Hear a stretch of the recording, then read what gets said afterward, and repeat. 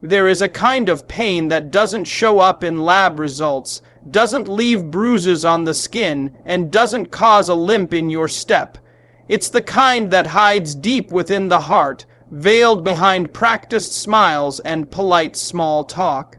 It's a pain that lives in the silence between conversations, in the long hours of the night when the world is asleep and your thoughts are loud.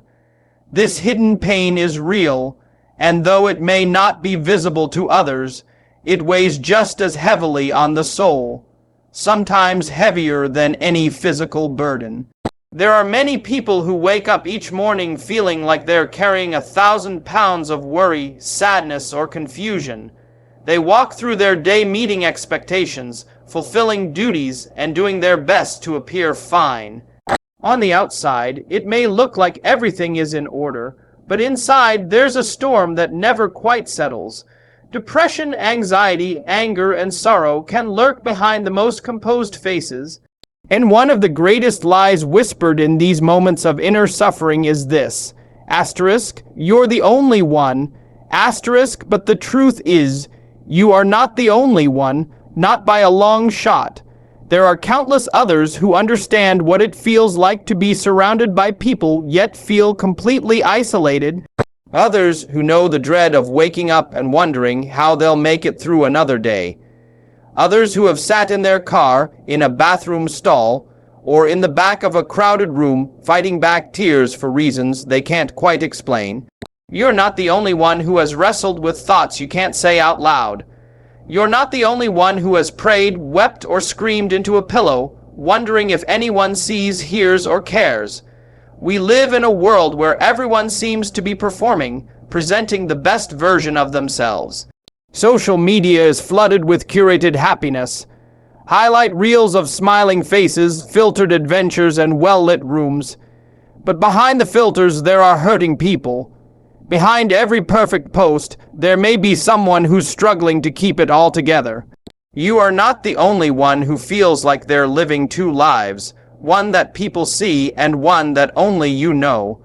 What makes hidden pain even more difficult is the feeling of shame that often comes with it. We feel we shouldn't be sad. We think we ought to be stronger. We compare ourselves to others and wonder why we can't just be happy. And so we stay quiet, we isolate, we retreat into ourselves because we don't want to be a burden. But silence can be dangerous. It can convince us that no one else would understand or care, and over time, that silence can grow into hopelessness.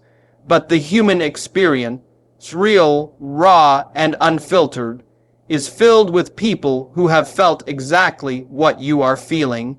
Even the strongest, most courageous men and women in history have had seasons of anguish and despair. There are stories of people who achieved great things yet battled inner darkness. There are those who stood before crowds but cried alone in their rooms. There are those who smiled at family dinners while their hearts were breaking. You are not less for feeling deeply. You are not weak for carrying this pain. You are human. It is okay to not be okay. It is okay to admit that you're hurting.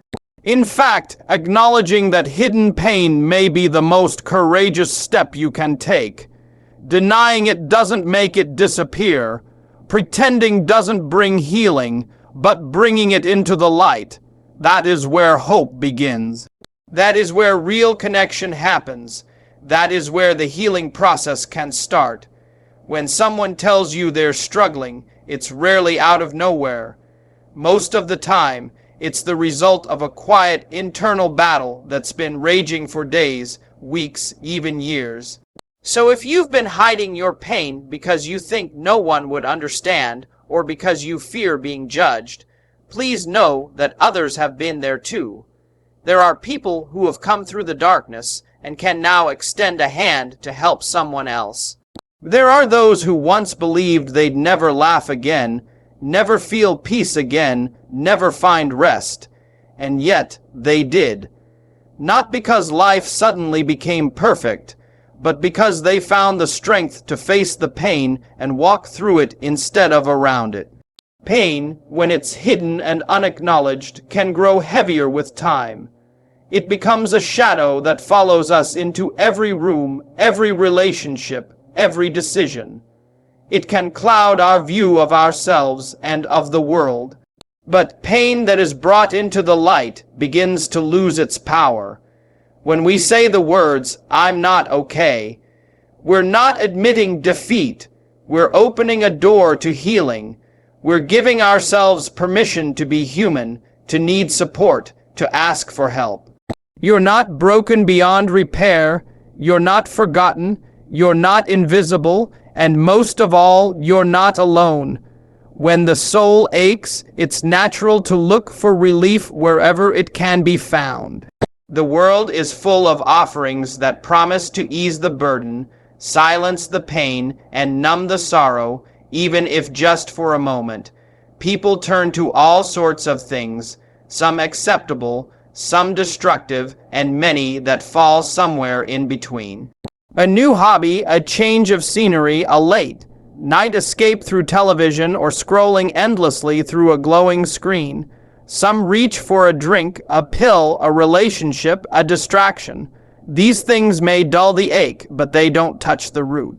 They cannot heal what's happening in the deepest parts of you, because the wound isn't physical, it isn't intellectual, it's spiritual. When the soul is wounded, when hope has been battered, when joy has faded, when meaning feels lost, there is a longing that no earthly thing can satisfy.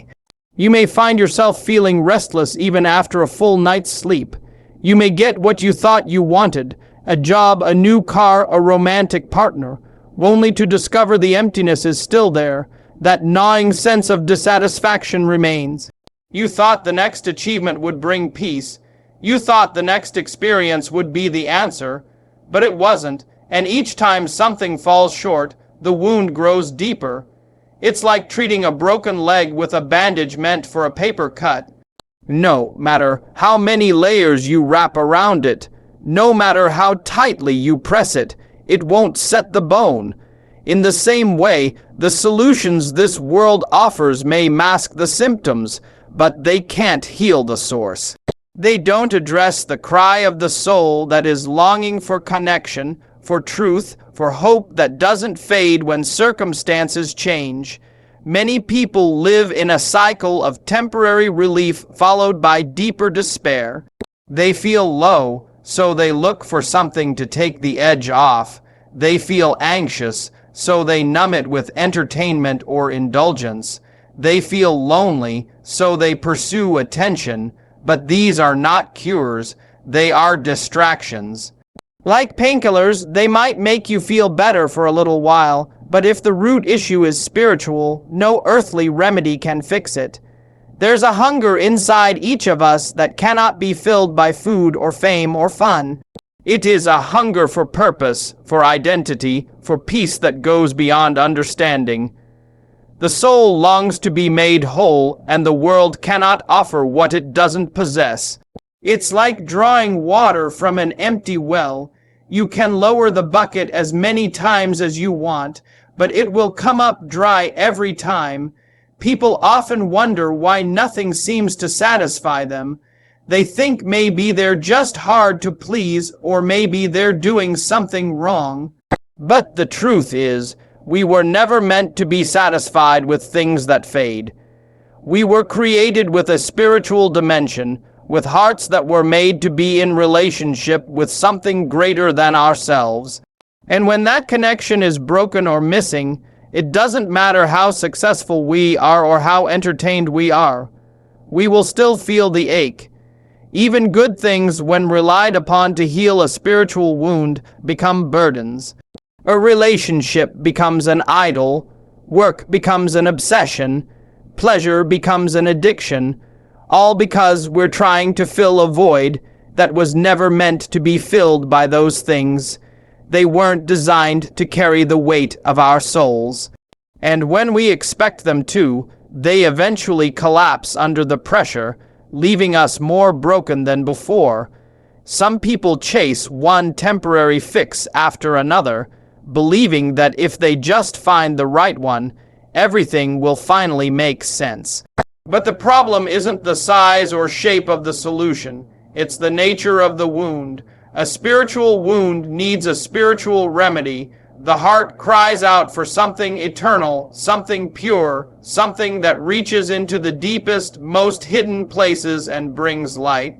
When a person is spiritually wounded, they may not always recognize it. It can show up as constant fatigue, bitterness that won't go away, anger that erupts without warning, or a sadness that lingers even on good days. And they may search high and low for something to blame or something to fix it. But it all comes back to the same truth. Some things are broken in ways only the Creator can restore. It's easy to buy into the idea that the next purchase, the next weekend plan, or the next escape will finally bring peace. But peace that depends on conditions is not peace. It's just a pause between disappointments. True peace must come from a place that does not change, even when the world around you does. It must come from a place that's rooted not in what you do or what you have, but in something far deeper. The world will continue offering its quick fixes. The voices around you will say, "You just need this," or "Try that," or "You should be happy by now." But deep down, you know the truth. The pain you're carrying doesn't need another temporary distraction. It needs healing, real, lasting healing that goes to the very center of who you are. There is something deeply comforting, almost unimaginable, in the idea that you do not have to clean yourself up before you come to Jesus. You don't have to pretend to be fine. You don't have to hide your scars. You don't have to silence your doubts, your fears, or your shame. He does not say, "Get your life in order, then come to me." He says, "Come to me, all you who are weary and burdened, and I will give you rest." Not the strong, not the perfect, not the ones who have it all figured out, but the weary, the burdened, the broken, the bruised. This world teaches you to perform, to earn approval, to hide your weaknesses so you won't be rejected. You grow up learning how to mask pain, how to answer "I'm fine," when your heart is anything but. You are told to fix yourself first, to be good enough, to prove your worth. But Jesus does not operate like the world. He is not looking for performance, he is looking for honesty. He does not demand perfection, he offers mercy, and he doesn't turn away from the wounded. He draws near to them. So if you feel like a failure, he says, "Come." If you feel ashamed, he says, "Come." If your heart is heavy and your soul is tired, he says, "Come." You don't need to earn his love, you already have it. You don't need to understand everything. You don't need to have all the right words. You just need to be willing to come, just as you are. Think about that, just as you are, not after you've healed, not after the anger is gone or the depression has lifted, not after you've stopped crying or gotten your temper under control. Right now, in this very moment, with all the things you wish you could change about yourself, he invites you to come. He knows you fully and he loves you completely. He sees the things no one else sees. The regret you carry from your past, the words you wish you could take back, the choices that haunt you, the nights you've cried yourself to sleep, the days you've gone through pretending to be strong. He sees it all, and still he says, "Come," not because you've earned it, but because he is full of grace. You may feel like you're too far gone, like you've made too many mistakes, like your heart has been hardened beyond repair. But the truth is, no one is beyond the reach of his mercy. There is no wound too deep for him to heal, no soul too lost for him to find, no heart too broken for him to restore. He specializes in the broken. He does not flinch at pain. He does not walk away from the mess. He enters into it. He touches it. He redeems it. When Jesus walked the earth, he did not spend his time with the powerful or the popular. He sat with the outcasts. He touched the lepers. He healed the blind.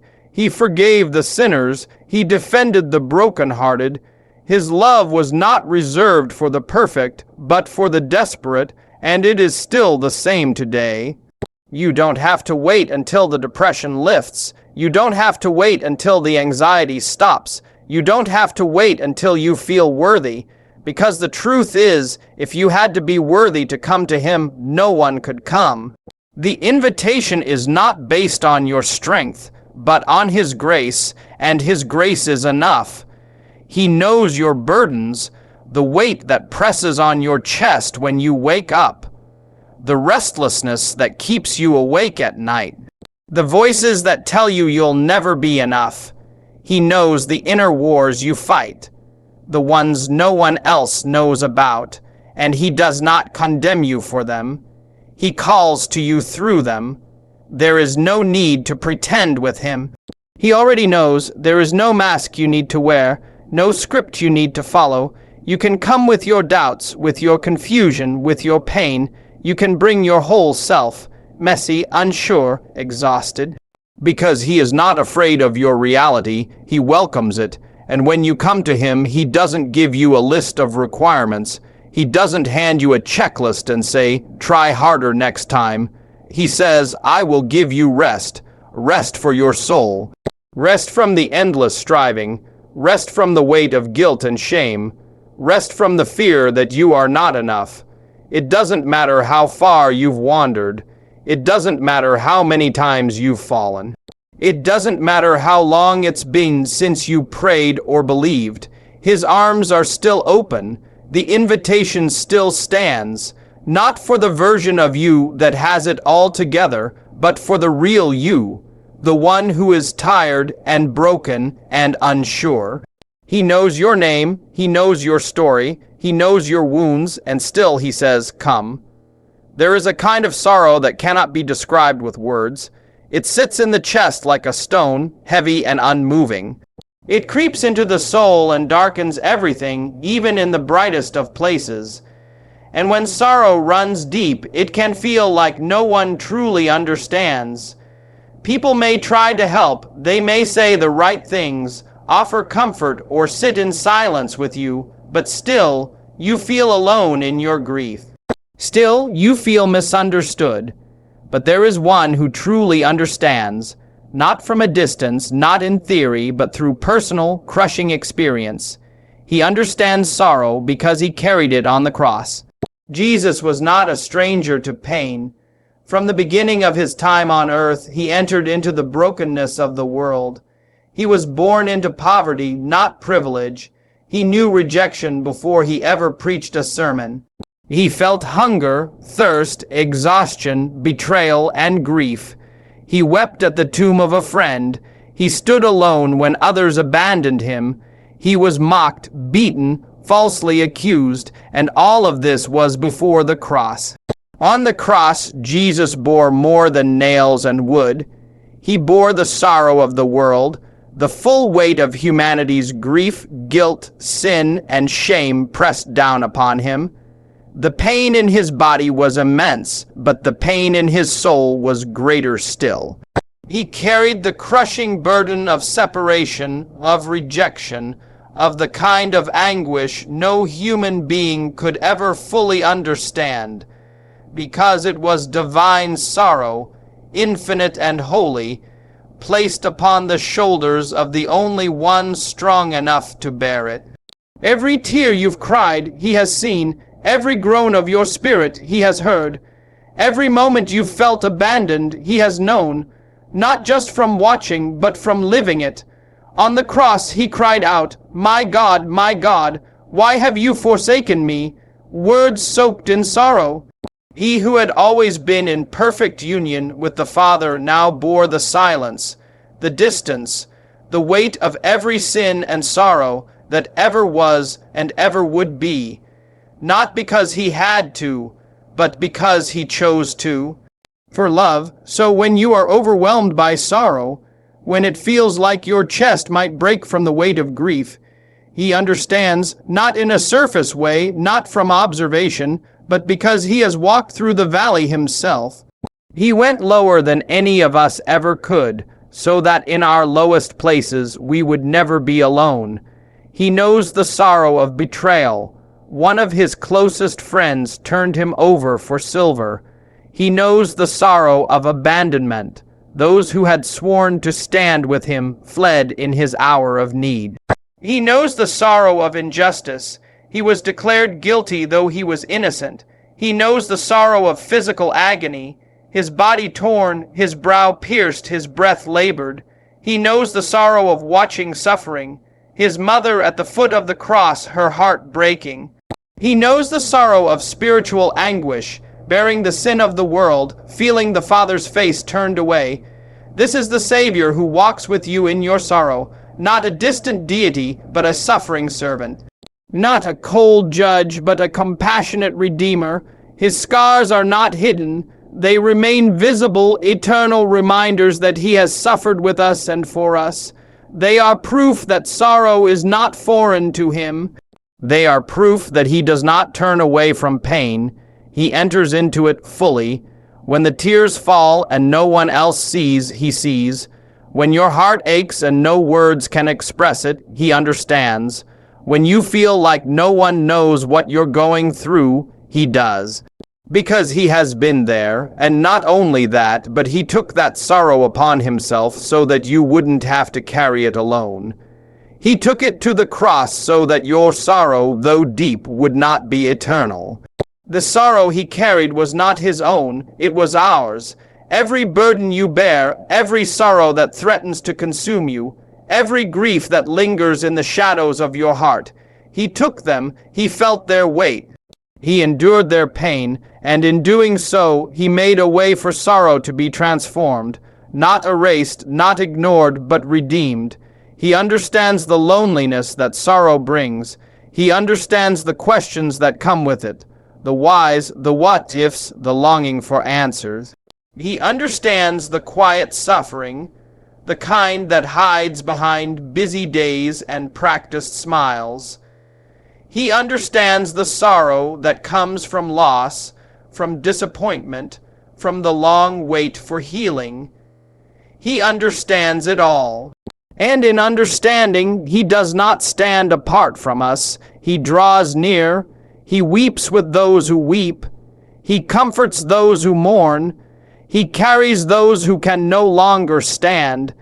He speaks peace into the chaos of a grieving heart. Not because the sorrow isn't real, but because he is real in the midst of it. His presence does not deny the pain. It transforms it with hope. There are moments in life when the darkness feels overwhelming. It presses in without warning, like a thick fog that refuses to lift. You might be surrounded by people and still feel alone. You might have heard all the right advice, read the encouraging words, and tried to be strong, but the heaviness remains. Sometimes it's not just a passing mood. Sometimes it's a struggle that has lasted for days, months, or even years. And in that deep, silent place, a question rises that you may be afraid to speak out loud. Could anyone still love me in this? When your thoughts are too loud and your hope feels too small, it's easy to believe you're beyond reach. The shame, the guilt, the anger, the sadness, they all whisper lies that say, you're too much, you're too far gone, you're too broken. But those lies tremble in the presence of truth. And the truth is this: God's love is deeper than your darkest struggle. There is no pain so deep that his love cannot reach it. No night so long that his presence cannot break through. No wound so infected that his healing cannot begin. His love is not fragile. It is not fickle. It is not based on your performance, your emotions, or your past. It is rooted in his character, unchanging, eternal, and strong. You may feel unstable, tossed by waves of fear or sadness or confusion, but his love is an anchor. It does not let go. It does not loosen its grip when your faith falters. It does not retreat when you're at your lowest. In fact, it draws closer. Where others may pull away, his love moves in. It surrounds, it comforts, it upholds. He sees you in the darkness, not just the outward struggle, but the hidden pain, the silent battles, the thoughts you're too afraid to say, the tears you wipe away before anyone notices. He knows them all. And he doesn't turn his face away. He is not disgusted or disappointed. His love is not diminished by your weakness. It is revealed more fully in it. God's love is not afraid of your mess. It is not reserved for the neat and the noble. It is not only for the joyful and the pure. It is for the weary. It is for the broken. It is for the one who can't find the strength to pray, for the one who keeps falling back into the same patterns, for the one who wonders if they are still welcome. His love reaches down into the pit, not to shame you, but to lift you up. The cross is proof of that love. When humanity was lost in darkness, God did not abandon us. He came to us. He stepped into our pain, our sin, our sorrow, and bore it on his shoulders. That wasn't a gesture. That wasn't a metaphor. It was love made visible, love poured out, love that bled and suffered and died. So you would never have to wonder if you're alone. Even in your darkest moments, you are not forsaken.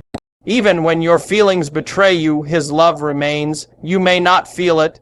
You may not believe it, but it's there, steady, unshaken, waiting for you to turn and see that you are still held, still wanted, still chosen. There are struggles so heavy they rob you of words, depression that numbs, anxiety that suffocates, memories that haunt, regrets that sting. These are real, they hurt, and the world may not always know what to do with that pain. But God does. He doesn't give you a quick fix. He offers you himself, not a distant deity, but a present Father, not a harsh judge, but a gentle shepherd. He walks with you through the valley, not around it, not above it, through it. He leads you even when your steps falter. He carries you when you collapse. He whispers hope when all you hear is despair. His love is not a bandage for your wounds. It is the very power that begins to heal them. There is no darkness that can extinguish his light, no failure that can cancel his mercy, no feeling that can undo his promise. He is not disappointed in you for struggling. He is not surprised by your weakness. He knows every part of you, and still, his love remains. That love doesn't just wait for you at the end of your struggle. It walks with you through every second of it. It sits with you in silence. It weeps with you. It strengthens you when you have nothing left to give. It reminds you that even though you may feel buried, you are not forgotten. Sometimes the greatest act of faith is simply to believe that you are still loved. Not because of what you've done, but because of who he is. His love isn't earned, it is given freely, fully, and it does not fade in the dark. In fact, that's where it often shines the brightest. You are not too far gone.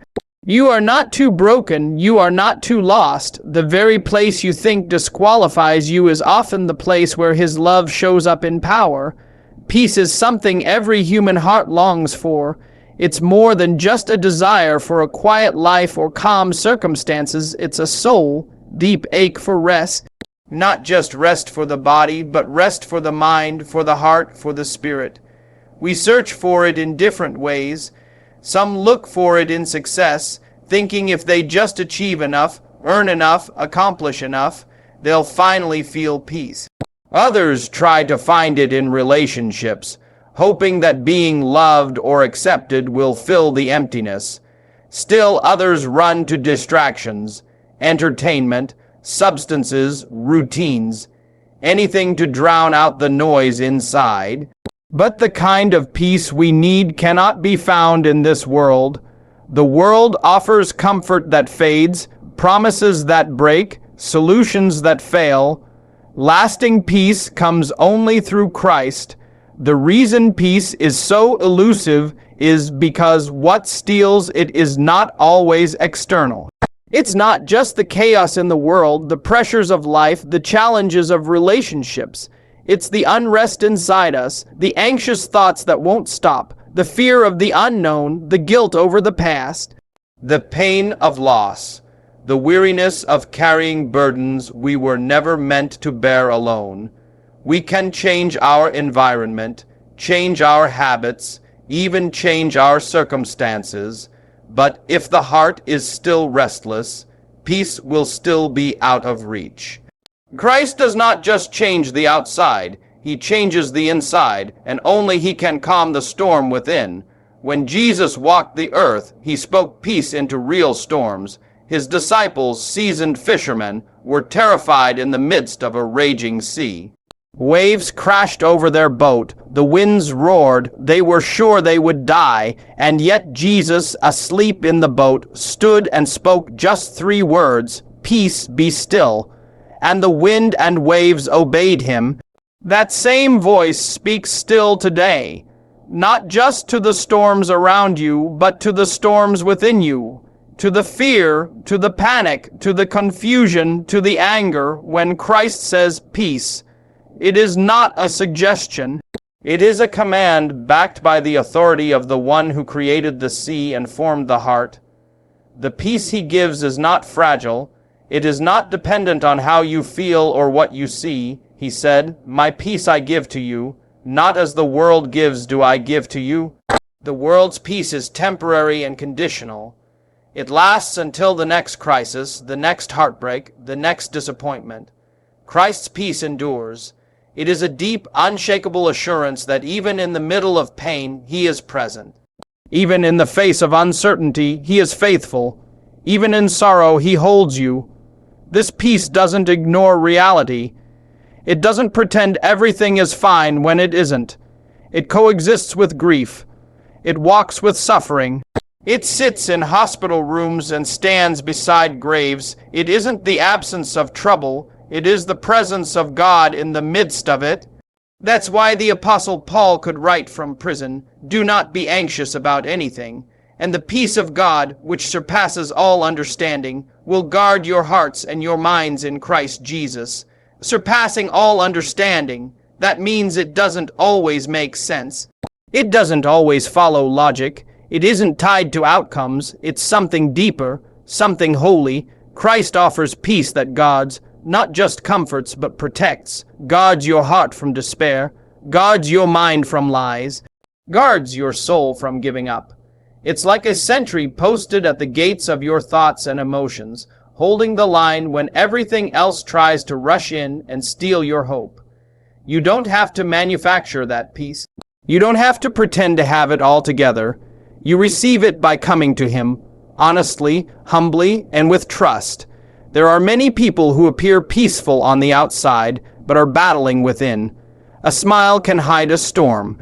Busyness can mask brokenness, but Christ sees beyond the surface. He sees the silent struggles. He sees the restless nights. He sees the heart that wants to believe but doesn't know how, and he does not turn away. He speaks peace, not condemnation. He extends comfort, not pressure. Peace comes through surrender, not through control, not through achievement, but through laying it all at his feet. Letting go of what you can't fix. Releasing the burdens you were never meant to carry alone. Trusting that he is who he says he is. Trusting that his love is enough, his grace is sufficient, and his promises are true. When you place your trust in Christ, you are not promised a life without trials, but you are promised that you will never face them alone. You are promised that in the middle of it all, there can be peace that holds you steady, the kind of peace that allows you to breathe again, to sleep again, to hope again, to believe that the future is not just a place of fear, but of purpose and redemption. This peace cannot be bought. It cannot be faked. It cannot be borrowed. It must be received from the one who is himself the Prince of Peace. He doesn't just give peace. He is peace. His presence brings calm. His word brings clarity. His spirit brings comfort. And when everything else falls apart, he remains faithful, true, present, strong.